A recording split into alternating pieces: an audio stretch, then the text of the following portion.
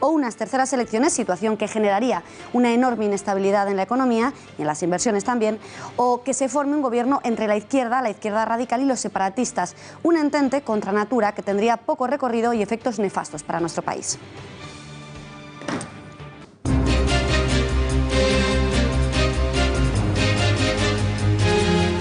El Reino Unido tiene nueva primera ministra. Se trata, como hemos anunciado en este informativo, de Theresa May, quien hoy ha presentado sus credenciales ante la reina Isabel II. La carta de presentación de la nueva premier británica es que va a cumplir con el mandato que dieron los ciudadanos el pasado 23 de junio en ese referéndum donde la mayoría de británicos votó que no a la pertenencia en el Reino Unido. Dicho de otra manera, votaron sí al Brexit, a salir de Europa. Será ella quien lleve las riendas de la desconexión con el viejo continente. Mario Conde habría recopilado ya la documentación necesaria que demuestra que el dinero transferido en los últimos meses de Suiza a España no procedía de su etapa en Banesto. Los asesores y letrados de Mario Conde trabajan ahora contrarreloj para tratar de justificar el origen de la fortuna del exbanquero, encarcelado el pasado mes de abril acusado de supuesto blanqueo de 13 millones de euros. ¿En qué consiste esa documentación que Conde quiere presentar ante el juez Pedraz? ¿Qué demuestra exactamente? Lo veremos en este informativo. ¿Va a subir o no va a subir el gobierno el impuesto de sociedades en nuestro país? Algunos analistas consideran que no es una subida impositiva, sino que es un maquillaje de cuentas, es decir, que el gobierno adelantará determinados ingresos a las empresas españolas al 2017 en vez de hacerlo al cierre del año fiscal. Es la teoría que sostiene Juan Manuel Rayo, economista, a quien le vamos a preguntar. También abordaremos la cuestión: ¿qué otras medidas tiene el gobierno para ingresar más o gastar menos? El presidente del gobierno, Mariano Rajoy, hoy dice que no ha habido subida de impuestos. Por tanto, no van a aumentar los tipos, ni se va a modificar la reforma tributaria de sociedades que bajaba los impuestos.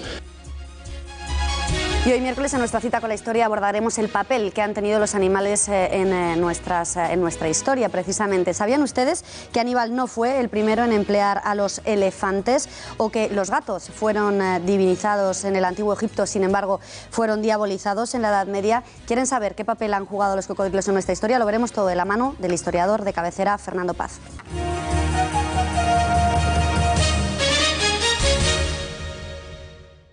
El presidente del gobierno ha concluido su primera ronda de reuniones con los líderes de los partidos políticos para intentar lograr apoyos de cara a su investidura. De las tres grandes formaciones, dos le han dado un no rotundo, mientras que Ciudadanos ha abierto hoy la puerta a abstenerse. Mariano Rajoy está llevando personalmente las negociaciones y los pasos que su partido está dando para la formación de gobierno. Es conocedor de la importancia que tiene la formación de Ejecutivo y por ello ha afirmado que sabe que el que más responsabilidad tiene es él, pero que no es el único. Pero yo sí quiero gobernar y además tengo la responsabilidad de intentarlo. Ahora, si yo tuviera la seguridad de que era imposible que me eligieran, yo creo que yo tendría que hacer una reflexión y los demás también.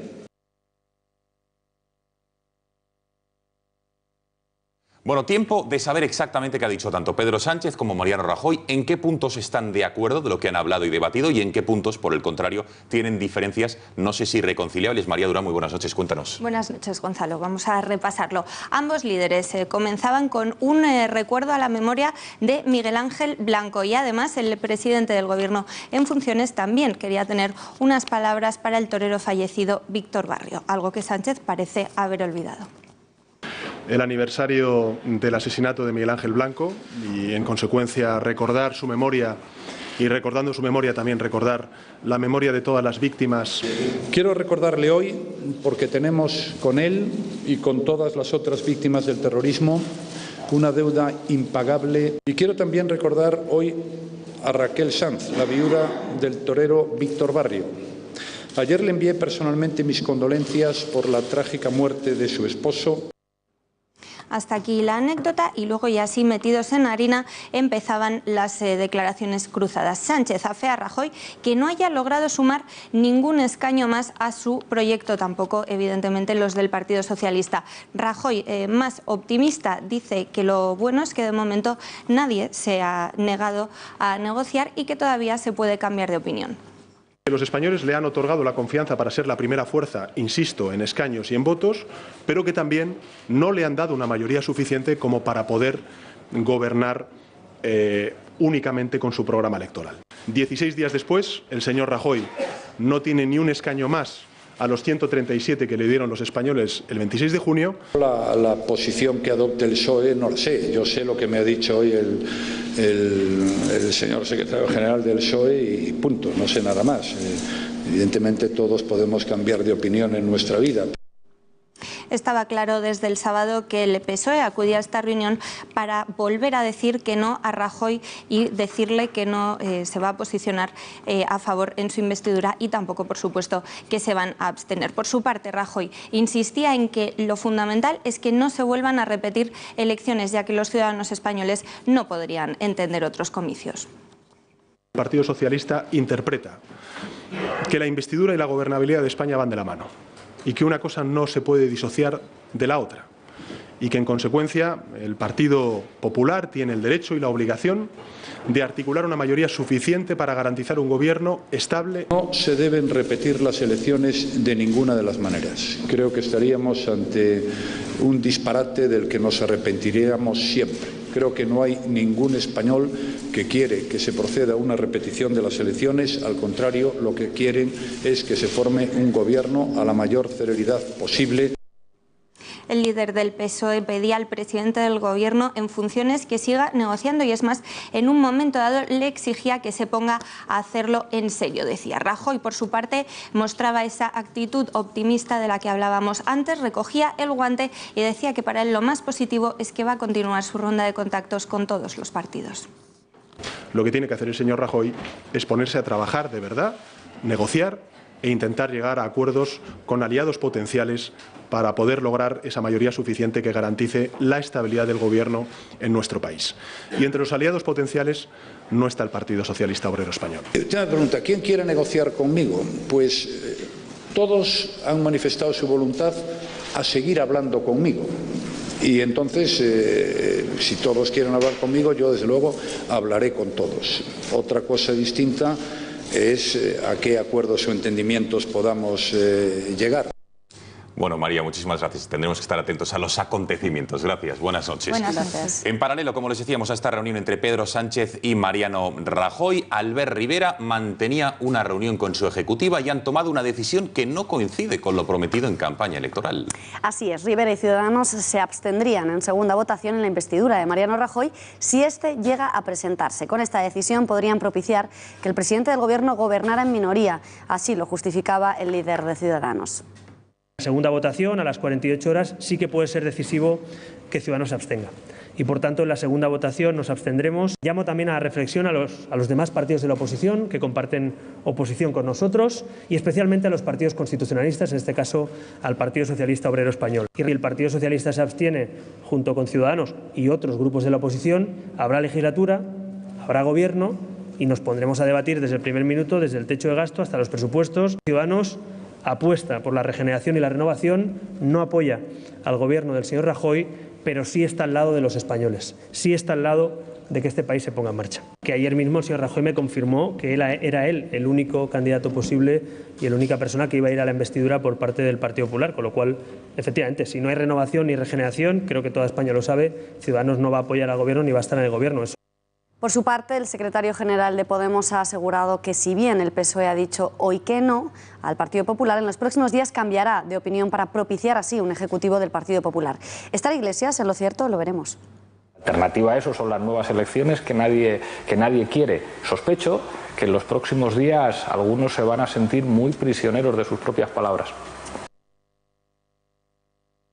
Bueno, vamos a ver ahora el pactómetro del que estamos hablando todos los días. No ha habido ningún cambio sustancial en el intento de investidura de Mariano Rajoy. Después veremos otro intento de investidura diferente. Como ven, el Partido Popular, después de haberse reunido con todas las formaciones, solo cuenta con el apoyo, con el sí quiero de Coalición Canaria, con lo cual sumaría 138 escaños Mariano Rajoy para gobernar. Solo se va a abstener y en segunda votación, lo anunciaba hoy Albert Rivera, Ciudadanos. Y por último, todo ese bloque de la izquierda radical, nacionalistas e independentistas, incluso los probatasunos, que votarían no a Mariano Rajoy, con lo cual a día de hoy Rajoy no tendría ni mucho menos garantizada la investidura. Esto respecto a las opciones que tiene Rajoy de formar gobierno, pero no hay que descartar ni de lejos la hipótesis de que en el caso de que no lo consiga, sea Pedro Sánchez quien tome la iniciativa. En ese caso debería intentar recabar el apoyo de infinidad de fuerzas políticas como Unidos Podemos, Convergencia, Esquerra, Bildu, PNV, Coalición Canaria. Hoy, una de estas formaciones, los independentistas de Convergencia, han dicho que ven complicada la investidura de Mariano Rajoy y por ello han animado a Pedro Sánchez a intentarlo, ya que contaría, dice, con sus votos. Mañana daré una rueda de prensa para ofrecer la impresión de las conversaciones que he mantenido con prácticamente todo el mundo. Al 100% terceras elecciones. Y de esta manera, atención, es como podría quedar el pactómetro en el lado socialista. Corrientes dentro del PSOE y en los medios de comunicación asegura que el Partido Socialista estaría negociando con Unidos Podemos, con Convergencia Democrática de Cataluña, que como acaban de escuchar, les acabamos de contar, daría el sí quiero a Pedro Sánchez, el PNV y también Coalición Canaria. Sumarían 170 diputados. Por contra, la abstención estaría formada por dos formaciones independentistas, los catalanes de Esquerra Republicana y también los probatasunos de Bildu, que sumarían un total de 11 diputados. Y el bloque del no, ante esa coalición de antinatura de la izquierda radical y los separatistas, estaría formado por los 169 diputados de PP y de Ciudadanos. Es decir, que Pedro Sánchez con esta composición sí que podría gobernar. Pero Pedro Sánchez tendrá que tomar la iniciativa. No se podrá quedar ahí sin salir a asumir la responsabilidad que de hecho tiene, ¿no? Entonces yo digo, si el señor Rajoy, para hablar de la investidura, se sienta en la mesa con Esquerra y con Convergencia, aún a sabiendas de lo que pensamos, y que además se lo hemos dicho claramente, eso porque Pedro Sánchez no lo hace. Así debería ser la investidura de Pedro Sánchez en caso de que lo intentara. Las reacciones no se han hecho esperar. Desde el PP aseguran que el PSOE se quiere quitar presión con su equidistancia, mientras que desde Podemos aseguran que no les gustaría estar en el pellejo de Pedro Sánchez porque es una decisión complicada. Hoy así va a ir a esa reunión con Pedro Sánchez y siendo conscientes, como somos todos, a pesar de que el Partido Socialista se quiera quitar la presión de encima, lo cual es bastante entendible, que va a haber gobierno si el Partido Socialista quiere. Decide el PSOE, es el PSOE el que va a decir qué fórmula de gobierno de esas dos se puede desarrollar o si hay elecciones. Entiendo que la presión que van a tener es mucha, no me gustaría estar en su pellejo. Pero yo creo que la iniciativa a quien clara y nítidamente le corresponde es a Pedro Sánchez. Lo que no es posible es que llevemos 7 meses largos en esta situación porque el Partido Socialista es incapaz de decidir en su seno qué camino quiere tomar. Bueno, ¿qué debe hacer el Partido Socialista? ¿Permitir que gobierne Rajoy y pasar a la oposición o, por el contrario, intentar formar gobierno con un ejecutivo que estaría formado por la izquierda y los separatistas de nuestro país? Se lo hemos preguntado a dos ilustres socialistas, José Luis Balbás y Martu Garrote. El Partido Socialista va a hacer lo único que puede hacer y que además es lo que ha dicho este domingo, aunque algunos ahora quieran liar la madeja, y es asumir que el que ha ganado las elecciones es Rajoy, irse a la oposición, que es donde nos han mandado los votantes, y al mismo tiempo, como no se puede decir no a Rajoy e irse a la oposición, que es lo que están diciendo algunos, pues acabará teniéndose que abstener. Ahora, eso sí, se tendrá que abstener a cambio de unas condiciones que le ponga a Rajoy. El único problema que tiene este planteamiento es que parece que Mariano Rajoy ha decidido que él está cómodo si le dicen que no y nos vamos a unas terceras elecciones. Alguien le ha debido decir, su gurú Arriola o quien sea, que en unas terceras elecciones conseguirá mejores resultados, entonces no parece dispuesto a ofrecer nada, pero si él realmente ofrece no solo que Ciudadanos ya ha dicho que se va a abstener sin más, sino al Partido Socialista algunos puntos programáticos suficientes, el Partido Socialista debe abstenerse, porque no hay duda de que nos tienen más de 2 millones de ventaja, más de 52 diputados de ventaja. En fin, no hay nadie en su sano juicio en el partido que crea que debemos intentar nosotros formar gobierno, y mucho menos unas terceras elecciones que serían un suicidio colectivo. Creo que nosotros tenemos que hacer lo que ya hemos dicho que íbamos a hacer, votar en contra de la investidura de la derecha. Los 5,5 millones de españoles que nos dieron su apoyo no lo hicieron para que seamos muleta del Partido Popular, sino para que seamos una verdadera alternativa socialdemócrata. Eso es lo que somos. Si apoyáramos a la derecha nos diluiríamos en ella, y desde luego ni por nosotros ni por el país creemos que merezca la pena hacer eso. No era José Luis Balbás, sino Juan Segovia, que es el diputado de la Asamblea de Madrid por el Partido Socialista. Hecha la aclaración, seguimos analizando más cosas de la actualidad, porque Luis Bárcenas quiere que testifiquen en el juicio por el caso Gürtel Rodrigo Rato, Ángela Cebes, Javier Arenas y Álvarez Cascos. Una petición de la defensa del extesorero del PP a la Audiencia Nacional, al considerar imprescindible el testimonio de estos exaltos cargos populares. Además de estos testigos, la defensa pide a la Sala que complete vía comisión rogatoria suiza los movimientos en la banca Gotardo de la cuenta Glotón, perteneciente al también extesorero del PP, Rosendo Naseiro, para determinar si el origen de los fondos transferidos a Bárcenas tuvieron un origen lícito o ilícito.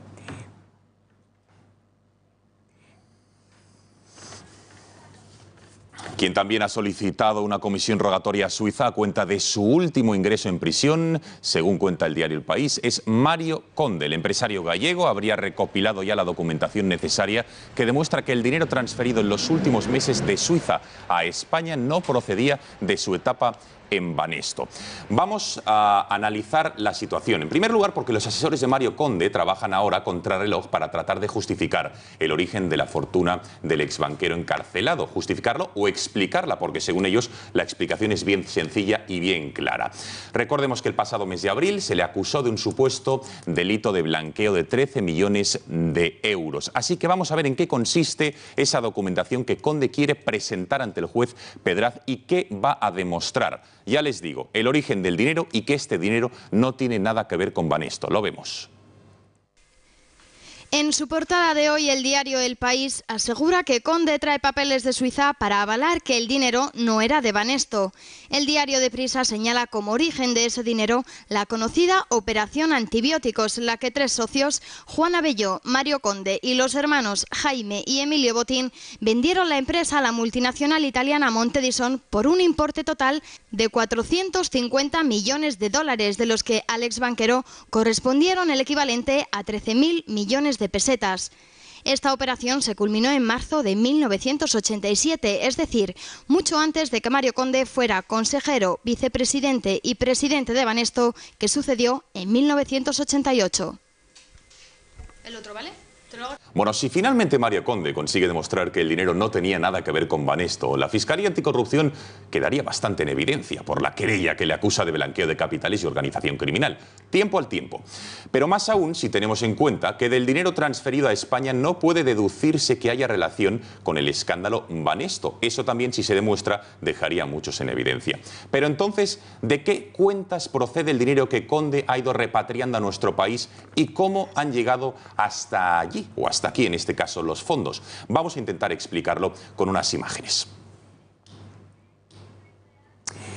La documentación que pretende presentar Conde va a evidenciar que la cuenta en Suiza de la que dicen que estaba repatriando el dinero existen tan solo 2 ingresos, uno correspondiente al año 1980 y otro correspondiente a 1987. Durante la presidencia de Banesto, de Mario Conde, en el año 1988, hay que recordar, no existe ni un solo ingreso en esa cuenta, de modo que con ello se va a probar que el dinero traído a España no procede en absoluto de la etapa de Banesto, como afirma la UCO y la fiscal Elena Lorente en sus informes y en su querella.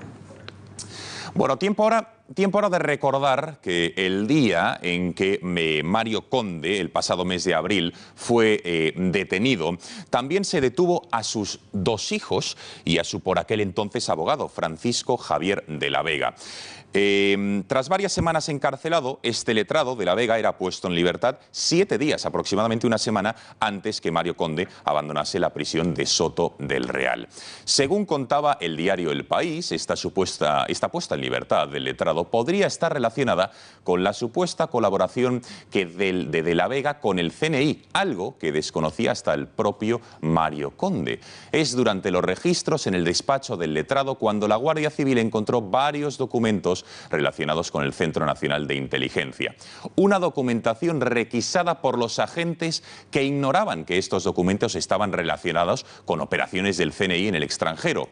Ahora mismo, esta información se encuentra en la causa sobre Mario Conde y no va a ser entregada a las partes ni será tampoco devuelta al CNI, como así lo piden los agentes de inteligencia.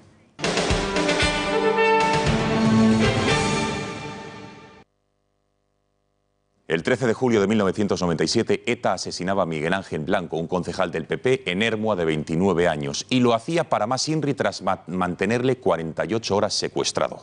Esa dramática espera y su desenlace motivó una reacción sin precedentes de los españoles contra ETA, que exigía la liberación de Miguel Ángel Blanco, el reagrupamiento de los presos de la banda de cárceles del País Vasco. Millones de españoles llenaron las calles con las manos pintadas de blanco en alto como respuesta pacífica al desafío terrorista, en lo que después se denominó el espíritu de Ermua, un movimiento civil y espontáneo sin precedentes contra la banda terrorista, un espíritu que desde la Fundación Miguel Ángel Blanco no quieren que se olvide y por ello han organizado, junto con ayuntamientos y otras organizaciones sociales, 37 actos en toda España.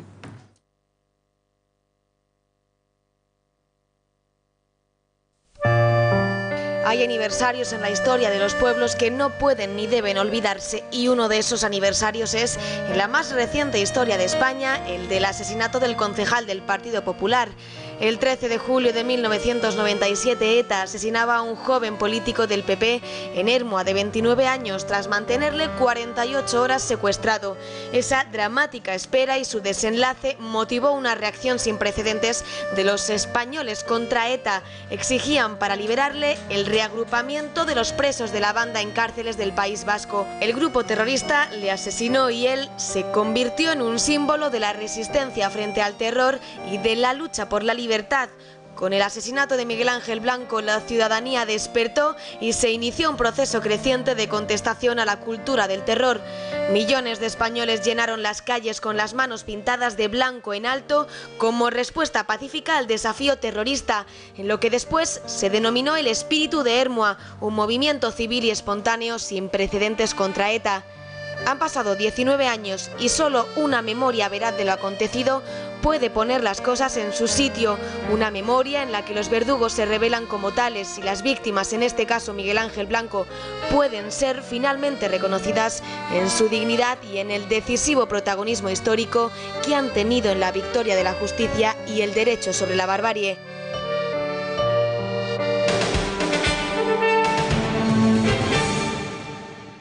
¿Hasta qué punto nos va a afectar esa subida impositiva que planea el Partido Popular si es que llega a gobernar? Para dar un poco de luz a este nuevo anuncio económico del Gobierno, tenemos conexión con el economista Juan Ramón Rayo. Señor Rayo, muy buenas noches. ¿Qué tal? Buenas noches. Bueno, ¿qué le parece? En el programa electoral del Partido Popular el 20 de diciembre y en uno de sus carteles decía concretamente y directamente que iban a bajar el impuesto de sociedades y ahora lo suben siquiera antes de gobernar. ¿Qué le parece este incumplimiento sin estar gobernando siquiera?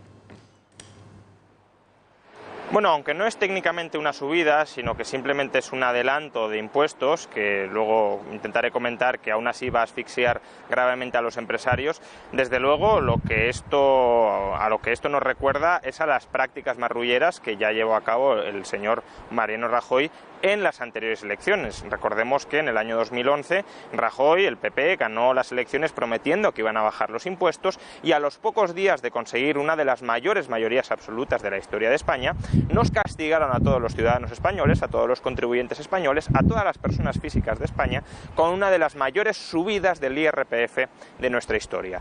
Bueno, ahora, 5 años después, parece que la historia en cierta medida se repite, porque después de haber hecho campaña a favor de una rebaja de impuestos, lo que han anunciado apenas hace unos días es que van a castigar a las personas jurídicas españolas, a las sociedades españolas, con un gravoso adelanto de impuestos de 6.000 millones de euros, únicamente dirigido a tapar las vergüenzas presupuestarias que este gobierno no fue capaz de resolver durante su legislatura con mayoría absoluta. Señor Rayo, ¿en qué va a consistir exactamente esta subida del impuesto de sociedades y a quién va a afectar? ¿A todas las empresas o solo a partir de cierto umbral? Bueno, como digo, no es técnicamente una subida de impuestos porque la obligación tributaria de los empresarios, de las empresas, no se incrementa. Ahora bien, lo que se hace es, en el año 2017 se van a cobrar de manera adelantada los impuestos que supuestamente deberían cobrarse al final del ejercicio fiscal. Digo supuestamente porque el gobierno lo que pretende hacer es aflorar mucha recaudación en 2017 con cargo, supuestamente, ya digo, a los impuestos que habría que pagar al final del ejercicio fiscal, pero como no ha subido realmente los impuestos, esa recaudación la va a tener que devolver próximamente. Esto es como si nos retuvieran más dinero del que tenemos que pagar en las nóminas. Pues si nos retienen más del que tenemos que pagar, cuando presentemos la declaración del IRPF, nos saldrá a devolver ese dinero. El gobierno está haciendo exactamente lo mismo con las empresas. Y uno se puede preguntar, ¿y qué sentido tiene esto? ¿Para qué cobrar adelantadamente unos impuestos que luego va a tener que devolver cuando además las empresas no tienen el dinero en caja y muchas de ellas van a tener que endeudarse para poder pagar adelantadamente unos impuestos que, ya digo, luego no tendrán que pagar? Simplemente para maquillar las cuentas. ¿Por qué? Porque en el año 2017 Bruselas nos va a pasar factura de nuevo, nos va a pedir la cuenta de nuevo acerca de si hemos cumplido con el déficit, y lo que quiere el señor ministro de Hacienda, Cristóbal Montoro, es imputar unos ingresos transitorios al año 2017, aunque luego en el año 2018 tenga que devolverlos. Con lo cual habrá que ver cómo se maquillan nuevamente las cuentas en el año 2018, entendemos, ¿no? Porque si es un maquillaje, es pan para hoy, hambre para mañana. Aclarado que no es una subida impositiva per se. Señor Rayo, a su juicio, ¿qué debería hacer el gobierno o qué debería haber hecho el gobierno o qué otras maneras tiene el Ejecutivo para recaudar más, cumplir así con Bruselas, más allá de esta maquillaje de subida impositiva? Es que no hay que recaudar más, lo que hay que hacer es gastar menos. El enfoque que ha adoptado este gobierno a lo largo de toda la última legislatura ha sido frontalmente equivocado. El gobierno ha querido solucionar los problemas de la burbuja de gasto público que venimos arrastrando desde la época de la burbuja inmobiliaria, los ha querido subsanar esencialmente trasladándole el agujero de esa burbuja de gasto público a los ciudadanos, con subidas de impuestos, ya digo, ya sea a familias o a empresas, verdaderamente brutales, que lo único que han hecho ha sido asfixiar a una economía que se tiene que reajustar para salir adelante. Y en lugar de apretarse él mismo el cinturón, en lugar de recortar los gastos públicos de manera verdaderamente enérgica y decidida, el gobierno solo recortó de manera muy superficial los gastos en el año 2012, desde entonces no ha recortado absolutamente nada. En lugar de hacer esto, en lugar de apretarse el cinturón, de ajustar el presupuesto, ha pretendido, ya digo, trasladar el agujero que no ha querido enmendar a las espaldas de todos los contribuyentes. Y este es un enfoque equivocado. España no tiene que recaudar más impuestos, tiene que dejar más dinero en el bolsillo de los contribuyentes, y si el Estado no tiene suficientes ingresos como para cubrir sus enormes desembolsos, sus enormes volúmenes de gasto público, lo que tiene que hacer es recortar ese gasto público, como han hecho todas las familias y todas las empresas cuando se han enfrentado a una situación de ausencia de ingresos con respecto a sus gastos. Señor Rayo, pues ha quedado clarísimo. Muchísimas gracias por atender a las cámaras de este informativo. Gracias y buenas noches. Muchas gracias a vosotros.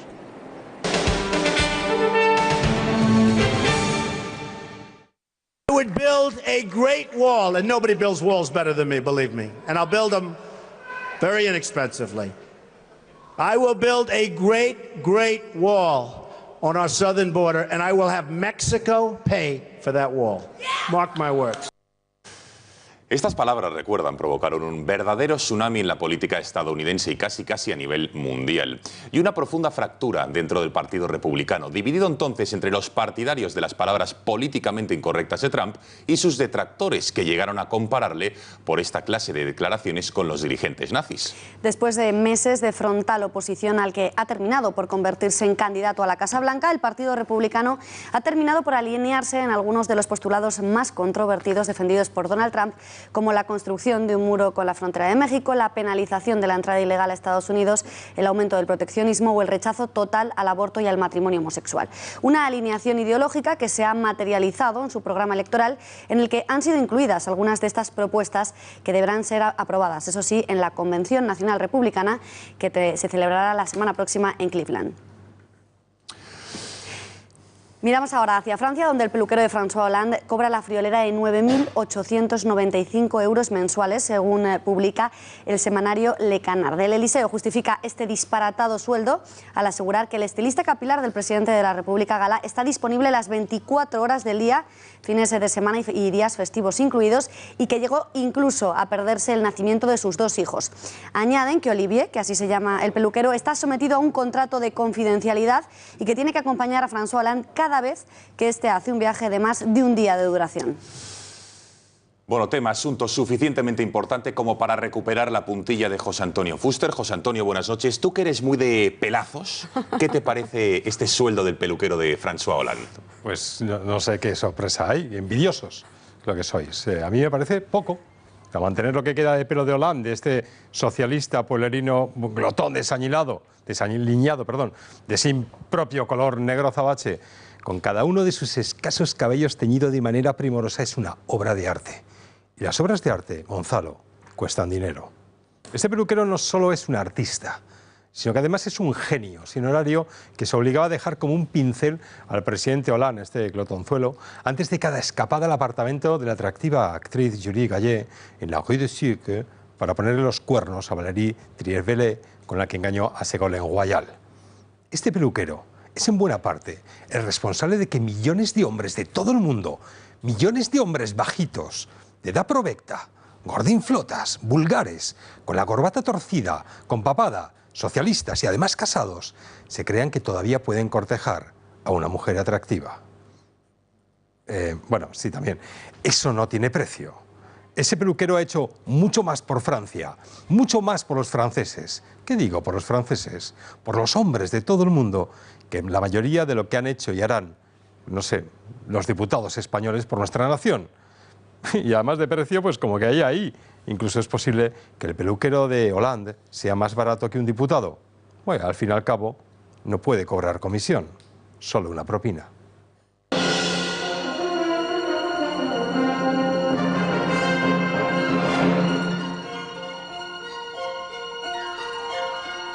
Que viene, te lo cambio otro. Es miércoles, tiempo ya de nuestra habitual cita con la historia. Saludamos ya a don Fernando Paz. Señor Paz, muy buenas noches. Muy buenas noches. Muy buenas noches. ¿Le apetece a usted hablar de animales? Sí, pues la semana ha venido cargada con el tema animalístico, pues vamos a aprovechar un poco para hablar de estos simpáticos amigos nuestros. ¿Qué le pasa a los animales? ¿Por qué viene la semana cargada por tema animalístico? Le veo usted desconectado de las redes sociales y de la actualidad, lo cual me extraña. Por los toros. Bien. Bueno, no vamos a hablar del asunto porque ya suficiente lo debatimos ayer. Bueno, señor Paz, empezamos, si le parece, con los elefantes. Estupendo. La historia de Aníbal, que no fue el primero, digamos, en emplear los elefantes, pero lo de Aníbal vamos a dejarlo y vamos a hablar, si le parece, Pirro, rey del Piro, los empleó antes que Aníbal. En fin, ¿por qué ese amor por los elefantes o ese uso de los elefantes? Bueno, efectivamente, como ha dicho, pues Aníbal fue, tradicionalmente, se considera que es el primero en emplear los elefantes en materia militar, en materia bélica. Y además, como Aníbal tenía una gran relación con Hispania, pues siempre en España se ha estudiado así. Pero la verdad es que hay alguien antes que él. Por cierto, al hilo de lo de Aníbal, anecdóticamente le diré que hace poco se ha descubierto el lugar por el que Aníbal atravesó los Alpes, cogiendo por sorpresa a los romanos, que creían imposible atravesar los Alpes a 3.000 metros de altitud. ¿Y sabe usted por qué se ha descubierto el lugar por el cual Aníbal atravesó con su ejército paquidérmico los Alpes? ¿Por qué? Pues porque los arqueólogos han ido buscando, ¿sabe qué? Excrementos de elefante fosilizados. Los han encontrado en grandes cantidades en uno de los pasos y han dicho, obviamente, por aquí pasarán los elefantes de Aníbal. Porque si no, ¿qué hacen excrementos de elefantes a 3.000 metros de altitud? Pues solamente que pasó Aníbal. ¿Cómo se sabe, perdón, que son excrementos de elefantes y no de otro animal? ¿Por el tamaño de la hez? De la deposición, efectivamente, así es. Y además es fácil de analizar, ¿no? Pero en fin. Pues efectivamente decíamos, un ejército además compuesto en gran parte por hispanos, por iberos, el ejército de Aníbal, y por galos. Por cierto que en las batallas no es por nada, el núcleo fundamental eran los iberos y era el que siempre resistía. Los galos ya eran otra cosa. Bien, Pero antes que Aníbal utilizó los elefantes Pirro, el rey del Epiro. Pirro fue un rey mucho más desconocido y sin embargo uno de los grandes reyes de la antigüedad, rey del Epiro en 2 ocasiones, rey de Macedonia también. El Epiro es una zona situada más o menos entre lo que hoy es Albania y el norte de Grecia, y utilizó a los elefantes incluso pasando a la península itálica para luchar contra los romanos. Tiene una célebre batalla, tiene muchas, pero tiene una célebre batalla que es la de Asculum, en la que derrotó a Roma y de la cual viene una frase, una expresión que es la de la victoria pírrica. Aquí me va a permitir usted que aproveche para hacer el preceptivo tirón de orejas a los comentaristas deportivos, que suelen referirse a las victorias pírricas como las victorias por la mínima, cuando un equipo gana 1-0. No, las victorias, ¿no es así? No, no es así. Las victorias pírricas son aquellas cuyo triunfo cuesta más de lo que se ha conseguido, de lo que se consigue con él. Es decir, cuando el triunfo es excesivamente caro, cuando un equipo le gana al otro, pero le cuesta 3 expulsados y 2 lesionados, ¿no? Eso es una victoria pírrica, no una victoria por la mínima, que suelen confundir con notable asiduidad. Bueno, pues viene de que en la batalla de Asculum, precisamente, a Pirro le felicitaron los suyos y les contestó, sí, pero otra victoria como esta y tendremos que retirarnos, ¿no? Porque fue una victoria tremendamente onerosa para su ejército. Bueno, Vance me ha robado los elefantes, que es mi animal favorito. Tengo que ir con los gatos, que es el que menos me gusta y sin embargo era divinizado, adorado por el Antiguo Egipto. En la Edad Media ya no tuvo tanta suerte, pensaban que era diabólico, un poco como en nuestra línea. Usted y yo en animales. Sí. Mi animal preferido es el elefante y uno de los que más detesto es el gato. ¿Y dónde dejan el perro? ¿Dónde dejan? Bueno, de momento estamos aquí. Nos gusta el elefante. Pues efectivamente, el gato era adorado en Egipto y lo era hasta tal punto que matar un gato tenía la misma pena durante buena parte del Imperio Antiguo Egipcio que matar a una persona. Incluso en algunos momentos parece que hasta más. Había una diosa egipcia que es la diosa del hogar y la diosa de la prosperidad, Bastet, que tenía cabeza de gato, incluso. ¿Por qué se adoraban los gatos en Egipto? Con toda probabilidad porque eran los que protegían las cosechas una vez recolectadas, el trigo recolectado, los protegían de las ratas y de los ratones. Naturalmente una sociedad agraria que dependía en todo de esa recolección del trigo, que a su vez dependía de la crecida del Nilo, si te quedabas sin trigo, el reino, pues venían las hambrunas, ¿no? Y los gatos eran los guardianes de que se mantuviera el trigo en buen estado, digamos, y que las ratas no se lo comieran. De ahí viene la sacralización de los gatos, pero es verdad que fueron considerados como animales sagrados. Cuando morían, incluso los gatos eran embalsamados, las familias pudientes. Bueno, no ponga usted esa cara, don Gonzalo, porque aquí vamos camino de lo mismo, con esto que nos ha entrado ahora. Pero bueno, quiero decirle que luego eso cambia en la Edad Media y el gato pasa a ser un animal diabólico. En alguna ocasión, cuando hemos hablado aquí de ritos satánicos, de brujas y tal, hemos traído a colación el gato, sobre todo el gato negro. No había aquelarre que se preciara que no tuviera su gato revoloteando en torno a la figura del macho cabrío, que era la figura del demonio. A su vez, el gato, sobre todo el gato negro, era una encarnación satánica. ¿Qué se hacía con el gato? Pues en todo aquelarre había que darle el ósculo al gato, ¿sabe usted dónde? Debajo de la cola, y no precisaré más. Está un poco escatológico usted últimamente, don Fernando. Vea que le gustan estos temas a los cuales, mientras no entre en el morbo, se los vamos a tolerar. Los cocodrilos, que este sí que me gusta a mí por la ferocidad de sus mandíbulas y también la violencia en que muchas veces atacaba a los malvados, ¿no?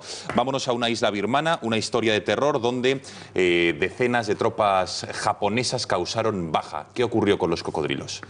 Pues al final de la Segunda Guerra Mundial, estamos ya en febrero, en la guerra en el Pacífico. Los japoneses fueron en una isla del Pacífico, en una isla, perdón, del Índico, de Birmania, fueron acorralados por las tropas británicas y lo fueron en unos manglares, una zona muy húmeda, muy calurosa, unos manglares de aguas verduzcas, en fin, muy espesas, donde es difícil moverse, y fueron acorralados contra esta zona, ¿no?, por los británicos. Cuéntase que hay gente que no lo acepta, que conste, que los japoneses, que eran en torno a unos 1000, pues solo sobrevivieron entre 20 y 30 japoneses. Se dice que una gran parte de ellos fueron devorados por cocodrilos marinos que durante 2 días, con sus respectivas noches, estuvieron atacando a los japoneses y comiéndoselos. Repito que hay quien niega que esta historia sea verdad, pero bueno, tiene algún viso de que de alguna forma sucedió. Pensábamos, Beatriz y yo, que nos iba a hablar usted del cocodrilo de Peter Pan, pero veo que no es así. Y de Campanilla. Y de Campanilla. Don Fernando, no hay tiempo para más. Qué pena, esto de los animales está bien, mira que es interesante, ¿eh? Bueno, puede haber segunda parte, la semana que viene. Pues puede haber. Sí, si encuentra usted más animales, más allá de los gatos. Hay una fascinante historia de tiburones, de la que además ahora se cumple aniversario, precisamente la semana que viene o la próxima, y podremos hablar de ella. Pues venga, le emplazamos la semana que viene, si le parece, y hablamos del asunto. Nos vamos, Beatriz. Nos vamos, pero les dejamos, como siempre, informados en Gaceta.es y en Puntopelota.es. A continuación, Punto Pelota News. Señores, muchísimas gracias por su confianza. Ya lo saben, la información vuelve mañana puntualmente a las 8 de la tarde. Que pasen una muy buena noche. Adiós.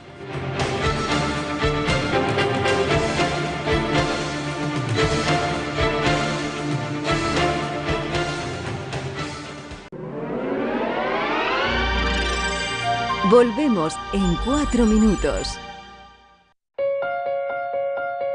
Fue un gol que significó hacer realidad una de mis ilusiones de niño, y cuando logras algo tan grande, siempre te acuerdas de las personas que estuvieron allí, dándome su confianza. En CaixaBank creemos que dar crédito es dar confianza. Por eso podrás disponer de un préstamo al momento para financiar tus ilusiones. CaixaBank, tú eres la estrella.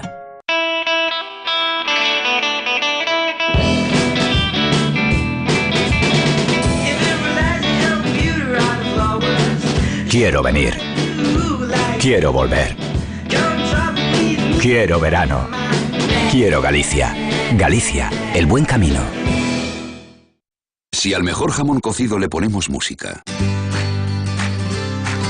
y una familia, ¿qué tenemos? Un anuncio. Si a ese anuncio le quitamos la familia y la música, ¿qué nos queda? El mejor jamón cocido. Y si al mejor jamón cocido le quitamos sal, grasa y calorías, ¿qué tenemos? Bienestar, el sabor con más corazón. El Pozo. ¿Que te sientes y deja el móvil ya? Que ya voy, estoy mirando en Job Today. Job Today, Job Today. ¿Pero qué te crees? ¿Que vas a encontrar trabajo por arte de magia? Hola familia, ¿qué queréis comer? Mira, José, qué bien lo hace. Estoy tan orgullosa de ti. Si buscas trabajo, coge el móvil. Job to you, Job to ya, Job Today. Y si al mejor jamón cocido le quitamos sal, grasa y calorías, ¿qué tenemos? Bienestar, el sabor con más corazón. El Pozo. Estoy pensando en alquilar mi vivienda, pero me da tanto miedo. ¿Y si no me pagan? ¿Y si se retrasan los pagos? ¿Y si me destrozan la vivienda? Si hubiera algún gestor que me pagara las rentas en lugar del inquilino despreocupándome de todo... Somos la única empresa del mercado cuyo grado de implicación en la gestión del alquiler llega hasta el punto de pagar directamente y sin ningún retraso a los propietarios las rentas de los inquilinos a los que seleccionamos. Agencia negociadora del alquiler, el alquiler sin riesgos. En algún momento de su vida usted va a necesitar un abogado.